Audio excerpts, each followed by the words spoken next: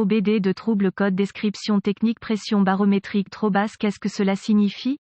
Ce code de diagnostic DTC est un code de groupe motopropulseur générique, ce qui signifie qu'il s'applique à tous les véhicules plus récents de 1996, Dodge, Chrysler, Hyundai, Jeep, Mazda, etc. Bien que génériques, les étapes de réparation spécifiques peuvent varier selon la marque, le modèle. Lorsque vous trouvez un code P0129 stocké dans votre véhicule équipé OBDII, cela signifie que le module de commande du groupe motopropulseur PCM a détecté une lecture de basse pression barométrique du capteur de pression barométrique BPS ou du capteur de pression absolue du collecteur MAP. Le capteur de pression barométrique permet au PCM de surveiller les changements de pression atmosphérique. La pression atmosphérique est liée exactement au degré d'altitude particulier, car elle s'applique à votre véhicule. Ces informations sont utilisées par le PCM pour aider à calculer la distribution de carburant et la stratégie de calage de l'allumage. Le capteur de pression barométrique est généralement fourni avec un signal de tension de référence, une masse de batterie et un ou plusieurs circuits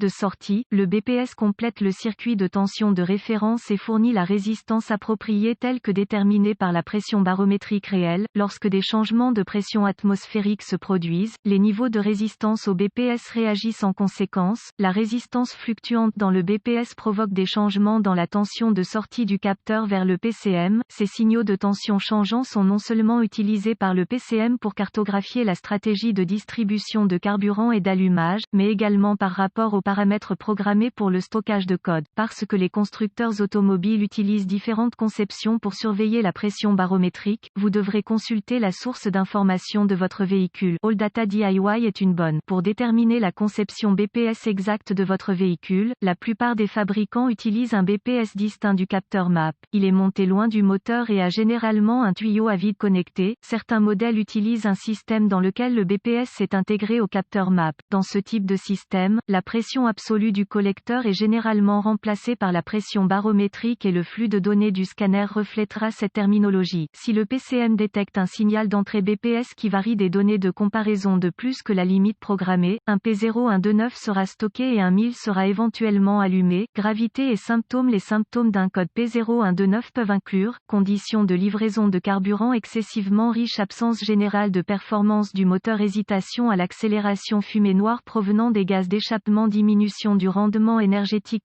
Les causes possibles de ce code incluent phase de connecteur corrodé au niveau du capteur MAF, BPS moteur insuffisant vide dû à l'usure du moteur, un raté d'allumage ou un catalyseur bouché, BPS défectueux, câblage ouvert ou court-circuité pour le capteur MAP ou le BPS masse du système insuffisante au MAF, BPS erreur de programmation PCM ou PCM défectueuse. Procédure de diagnostic et de réparation. Un bon point de départ est toujours de vérifier les bulletins de service technique BST pour votre véhicule particulier. Votre problème peut être un problème connu avec un correctif connu publié par le fabricant et peut vous faire économiser du temps et de l'argent lors du diagnostic. Lorsque je diagnostique un P0129, je sais que j'aurai besoin d'un scanner de diagnostic, d'un voltomètre numérique, DVOM, d'une jauge à vide et d'une source d'information fiable sur le véhicule. Comme AllData DIY, j'aime normalement commencer mon diagnostic par une inspection visuelle de tous les faisceaux de câbles et connecteurs liés au système. Tout câblage endommagé ou phase de connecteur corrodé doit être réparé avant de procéder au diagnostic. Je continuerai en connectant le scanner au connecteur de diagnostic du véhicule et en récupérant tous les codes stockés. Ensuite, j'aime prendre note de tous les codes et des données d'arrêt sur image, car ces informations peuvent s'avérer utiles dans le cas où je traite avec un code intermittent. Ensuite, j'efface les codes et teste le véhicule pour voir si le code est réinitialisé. Si c'est le cas, j'effectuerai un test de vide manuel du moteur pour m'assurer que le moteur fait un vide suffisant. Je consulterai la source d'information de mon véhicule pour les spécifications qui s'appliquent à mon véhicule. Si le moteur ne fonctionne pas efficacement, il ne produira pas suffisamment de vide pour le capteur BPS ou MAP.